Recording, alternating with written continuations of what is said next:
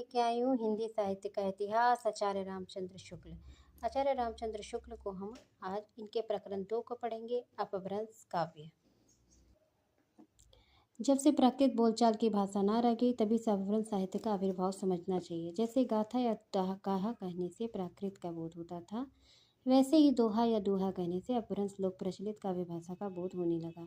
इस पुरानी प्रचलित काव्य भाषा में नीति, श्रृंगार, वीर आदि की कविताएं तो चली ही आती थी।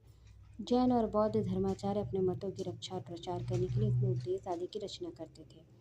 प्राकृत से बढ़कर जो रूप बोलचाल की भाषा ने ग्रहण किया वह भी आगे चलकर कुछ पुराना पड़ गया, काव्य रचना के लिए रूढ़ हो गया। अपभ्रंश नाम उसी समय से चला जब भाषा बोलचाल में थी और तब तक ये भाषा देश भाषा कहलाती रही और तब वो साहित्य की भाषा हो गई, तभी उसके लिए अपभ्रंश शब्द का व्यवहार होने लगा।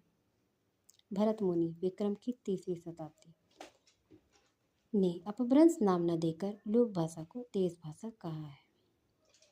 वर रुचि ने प्राकृत प्रकाश में अपभ्रंश का उल्लेख नहीं है। अपभ्रंश नाम सबसे पहल वल्लभी के राजा धारतेश के द्वितीय शिलालेख में मिलता है। उसमें उसने अपने पिता घुसेन को संस्कृत, प्राकृत, अपभ्रंश तीनों का कवि कहा है। भामा विक्रम की 7वीं शताब्दी में तीनों भाषाओं का उल्लेख किया है। बाण ने हर्षचरित में संस्कृत कवियों के साथ भाषा कवियों का भी उल्लेख किया है। अपभ्रंश के प्रकृताभास में हिंदी में रचना होने के पता चलता है कि हमें विक्रम के 7वीं शताब्दी से मिलता है।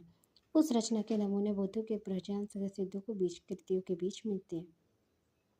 संवत 990 में देवसेन नामक जैन ग्रंथकार भी हुए थे, जिन्होंने श्रावकाचार्य नाम की पुस्तकों में दोहे बताई थी, जिसका अपभ्रंश में अधिक प्रचलित के रूप में लिया हुआ है। जैसे जो जिन सारण भाषियो सोमई म कहियो सारू, जो पाली सर भाऊ करी सो सारी पावी पारो। देवसेन श्रावकाचार्य। इन्हीं देवसेन ने दव्य स्वभाव प्रकाश नामक एक और ग्रंथ दोहों में बनाया था, जिसके पीछे माल्ड धवन गाथा तथा साहित्य की प्रकृति का रूपांतरण किया। इसके पीछे जैन कवियों की बहुत सी रचनाएं मिलती हैं। श्रुति पंचमी कथा, योगसार, जसहुचर्यु, नय कुमारचर्यु। ध्यान देने योग्य यह बात है कि चरित्र काव्य और आख्यान काव्य के लिए अधिकतर चौपाई दोहे पद्धति में ग्रहण की गई। पुष्पदंत के आदि पुराण तथा उत्तर पुराण चौपाइयों में है।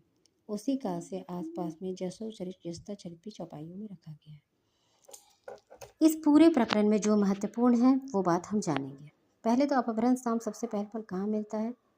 विक्रम के 3री शताब्दी में भरत मुनि ने इसे देश भाषा कहा है।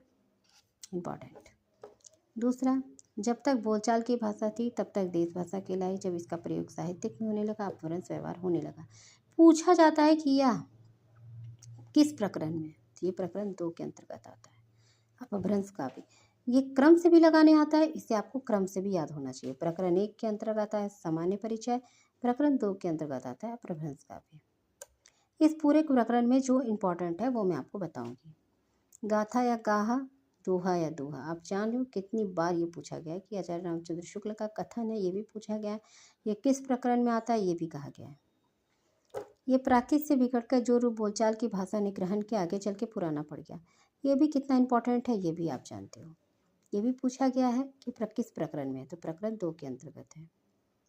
फिर भरत मुनि ने अपभ्रंश नाम ना देकर लोक भाषा को देश भाषा का है। कब का है? विक्रम की 3री शताब्दी में शुक्ल के अनुसार। इंपॉर्टेंट। अपभ्रंश नाम सबसे पहल कहाँ मिलता है? राजा धारसेन के द्वितीय शिलालेख में मिलता है। उसके पिता घोषसेन ने संस्कृत, प्राकृत, अपभ्रंश तीनों का कवि कहा है। फिर अपभ्रंश या प्राकृत भाषा साहित्य की रचना होने का पता हमें विक्रम की 7वीं शताब्दी से मिलता है। संवत 990 में देवसेन नामक एक जैन ग्रंथकार हुए। उन्होंने श्रावकाचार्य नामक पुस्तक दोहों में बनाई। देवसेन रचना श्रावकाचार्य दोहों में। ये इंपॉर्टेंट, बहुत बार पूछा गया प्रश्न है। ये देवसेन का है और श्रावकाचार्य से है। देवसेन का दव्य स्वभाव प्रकाश जो दोहों में था, इसका रूपांतरण प्राकृत में किसने किया? माल्ड धवन में। ये आपका पीजीटी में पूछा गया है। इसकी और रचना का भी उल्लेख करते हैं शुक्ल जी। श्रुति पंचमी कथा, योगसार, जसहुचर्यु, नय कुमारचर्यु। पुष्पदंत के आदि पुराण और उत्तर पुराण चौपाइयों में है। जसहुचर्यु का दूसरा नाम यशोधर चरित्र है। ये भी चौपाइयों में रखा गया है। ये जो भी महत्वपूर्ण था मैंने हाईलाइट कर दिया है और मैंने आपको बता भी दिया है इसमें कौन कौन सा पूछा जाता है, जो कि परीक्षा उपयोगी दृष्टिकोण से बहुत ही महत्वपूर्ण है। चलिए अब आगे चलते हैं। विनु धवलेन सबहु के हल्लई, विनु जवेन देहु की चलई, विनु जीवेन मोखा को पावे, तुम्हें को आपई आवे। ये जो दो पंक्ति है ये भी देवसेन की है। चौपाही दोहे की परंपरा आगे चलकर सूफियों के प्रेम कहानियों में, तुलसी के रामचरितमानस में, छत्र प्रकाश, व्रजविलास, सबल सिंह चौहान, महाभारत इत्यादि के आख्यानों में पाए जाते हैं। सिद्ध साहित्य कहाँ से आया? पूर्वी भाग से आया। नाथ साहित्य कहाँ से आया? पश्चिमी भाग से। इंपॉर्टेंट है। बौद्ध धर्म विकृत होकर वज्रयान संप्रदाय के रूप में देश के पूर्वी भागों में बहुत दिनों से चला आ रहा था। इन बौद्ध तांत्रिकों के बीच वामाचार अपनी चरम सीमा तक पहुंचा। ये बिहार को लेकर आसाम तक फैले थे और सिद्ध कहलाते थे। 84 सिद्ध इन्हीं के हुए हैं। इन्हीं परंपरागत स्मरण जनता को अब तक है। इन तांत्रिक योगियों में अलौकिक शक्ति संपन्न समझते थे। अपनी सिद्धियों तथा विभूतियों के लिए प्रसिद्ध थे। राजशेखर ने कपूर मंजरी में भैरवानंद के नाम से एक ऐसे सिद्ध योगी को समावेश किया। इस प्रकार जनता को इस पर सिद्ध योगियों का प्रभाव विक्रम की 7वीं शताब्दी से ही पाया जाता है। इंपॉर्टेंट, जनता पर सिद्ध योगियों का प्रभाव कब पाया जाता है? विक्रम की 10वीं शताब्दी पर। और सिद्ध लोग कहाँ से कहाँ तक फैले हुए थे? बिहार से लेकर आसाम तक फैले हुए थे,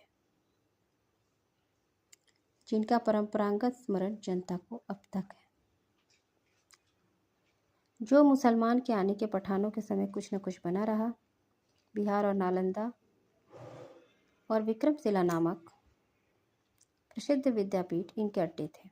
कौन कौन था? बिहार के नालंदा और विक्रमशिला नामक प्रसिद्ध विद्यापीठ इनके अड्डे थे। बख्तियार खिलजी ने इन दोनों स्थानों को उजाड़ा, तब से यह तितिर बितिर हो गया। बहुत से वोट अन्य देशों में चले गए। सिद्धों की संख्या रामचंद्र शुक्ल ने 84 माना गया। पूछा गया प्रश्न है। 84 सिद्धों के नाम गिनाए हैं, जो इम्पोर्टेंट है मैंने हाईलाइट कर दिया है। लुइप्पा, विरुप्पा, ढोबिप्पा, सबरिप्पा, सरहप्पा, मीनप्पा, गोरक्षप्पा, कन्हप्पा। ये ज़्यादा पूछा जाता है। और रामचंद्र शुक्ल ने 3 योगिनी माना है, मणिभद्रपा, कनकलपा और लक्ष्मीकारा। 3 योगिनों का जिक्र करते हैं और नगेंद्र 4 योगिनों का जिक्र करते हैं अपनी पुस्तक में। व्रजयान शाखा के योग सिद्ध के नाम से प्रसिद्ध हुए और अपने मत का संस्कार जनता पर डालना चाहते थे। उनकी रचना वे अब संस्कृत रचनाओं के अतिरिक्त अपनी वाणी अपभ्रंश मिश्रित देश भाषा और काव्य भाषा में बराबर सुनाते रहते थे। उनकी रचनाओं का एक संग्रह हर प्रसाद शास्त्री ने बंगला अक्षरों में बौद्धानो गुहा के नाम से निकाला था। पीछे त्रिपिटकाचार्य राहुल सांकृत्यायन के वोट में जाकर सिद्धों को बहुत सी रचनाएं लाए। सिद्धों में सबसे पुराने कौन है? सरह, सरोज व्रज भी नाम है, जिनका काल डॉक्टर विनय तोष भट्टाचार्य ने विक्रम संवत 690 निश्चित किया है।